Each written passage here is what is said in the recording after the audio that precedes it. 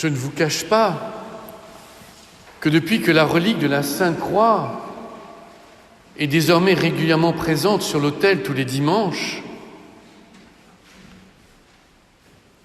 j'ai plutôt envie de me taire que de parler. En effet, la relique de la Sainte Croix nous renvoie, et à quelques jours de l'entrée en carême, cela prend tout son sens, nous renvoie à l'amour inconditionnel de Dieu. Cet amour qui va jusqu'au don de la vie. Et comme le Christ le disait dans les évangiles, il n'y a pas de plus grand amour que de donner sa vie pour ce qu'on aime. Et je pense que les parents, par rapport à leurs enfants, ainsi que les grands-parents certainement, comprennent profondément ce que signifie cette phrase. Cette relique de la Sainte Croix nous renvoie à l'amour de Dieu. Et je m'interroge à chaque fois sur le morceau de la croix qui se trouve dans ce reliquaire. Est-il porteur du sang du Christ ? C'est une question que je me pose. Y a-t-il sur ce petit bout de bois qui se trouve dans le reliquaire le sang de notre Seigneur? Ce sang qui nous renvoie au don de la vie, mais qui nous renvoie surtout à la vie. Et j'imagine aussi, alors que ce matin à Poitiers a été célébrée par le curé de la paroisse de la Trinité, la Sainte Radegonde d'hiver, je me demande aussi ce qu'a pu éprouver Sainte Radegonde lorsque le pape lui a confié, il y a plus de 1450 ans, cette relique. Et qu'ainsi, elle a été le départ de votre communauté, mes sœurs. Non seulement le départ, mais le ciment depuis 1450 ans. Le ciment du don de la vie. Le ciment de la vie. Et ce que nous, chrétiens, célébrons continuellement, c'est la vie. Et nous l'oublions parfois, notamment chez nous, catholiques occidentaux, qui avons choisi dans notre théologie de parler parfois plus du péché et de la maladie que de la vie. Ainsi, par exemple, durant le carême, nous occidentaux avons choisi de supprimer le gloire à Dieu. Nos frères chrétiens orthodoxes vont au contraire en chanter 2 fois plus durant cette période, parce qu'ils se préparent à la résurrection du Christ. Et l'on voit bien que finalement nos liturgies ne sont qu'une question d'appréciation très humaine. De même, aujourd'hui l'Évangile, nous avons tendance à rester au fait que Jésus purifiait un lépreux. Et vous savez que chez les Juifs, la lèpre était comme une malédiction. Et que l'on était maudit non seulement parce qu'on était porteur de la maladie, mais aussi parce qu'elle était le signe visible d'un péché invisible. Mais si l'on s'arrête à la guérison, c'est oublier ce qui commence. Pourquoi le Christ guérit-il ce lépreux ?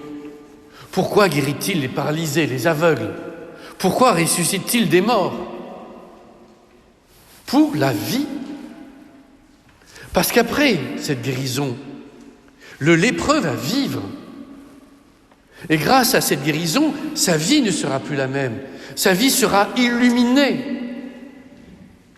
Or, si nous nous arrêtons simplement à la maladie, à la guérison, nous oublions ce qui va suivre, la vie. Et en cette période d'épidémie que notre monde traverse,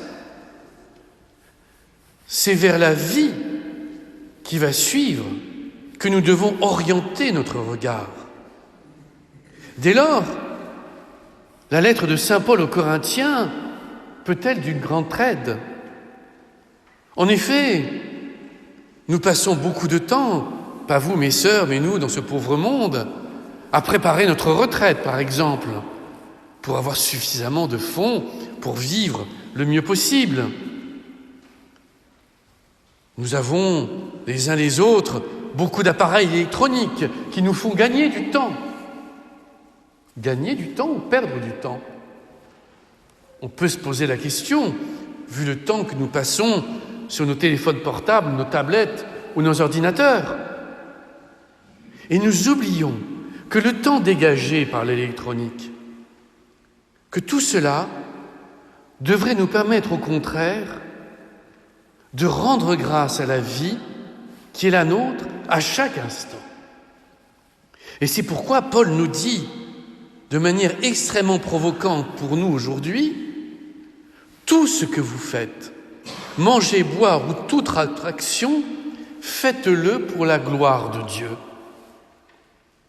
Ainsi, ce matin, pour ceux et celles d'entre nous qui ont pris leur petit déjeuner, avons-nous pris le temps de rendre grâce à Dieu pour cette nourriture qui est la nôtre? De même, certains spirituels n'hésitent pas à dire que la première minute, lorsque nous nous éveillons le matin, sera déterminante pour la journée entière.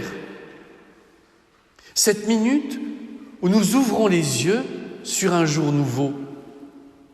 Comment l'avons-nous vécu ce matin? Avons-nous là aussi pris le temps de rendre grâce à Dieu, d'ouvrir nos yeux à la vie, à cette journée nouvelle qui commence, à ce potentiel? Avons-nous pris le temps de remettre cette première minute sous le regard de Dieu? Ou nous sommes-nous réveillés en disant « Zut, il est déjà 7 heures, la journée va commencer.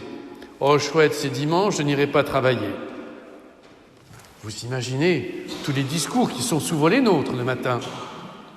Eh bien non.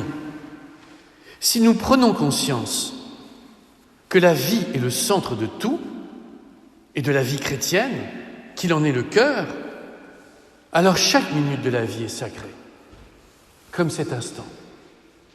Et chaque minute de la vie devrait être l'occasion d'exprimer notre gratitude à Dieu, notre reconnaissance. Merci pour la lumière, merci pour la vie qui est la nôtre, merci pour l'air que nous respirons, merci pour les sœurs qui nous accueillent aujourd'hui dans cette assemblée. Merci pour ce monastère. Merci pour nos vies, merci pour nos familles présentes. Oui, la vie d'un chrétien, qu'il soit bien portant ou malade, est une action de grâce à la vie. Or, trop souvent, nous sommes polarisés par le péché, avec le risque, comme l'ont pointé sans concession certains psychanalystes, d'attiser nos névroses. Ainsi, par exemple, le carême qui s'ouvre, et je vous l'ai dit déjà dimanche dernier, peut être vécu de manière sinistre, avec une phase de carême, pointant du doigt sans cesse notre péché, au risque d'ailleurs de l'augmenter, et d'augmenter nos névroses, je le répète, ou bien au contraire, comme une période formidable qui s'ouvre devant nous.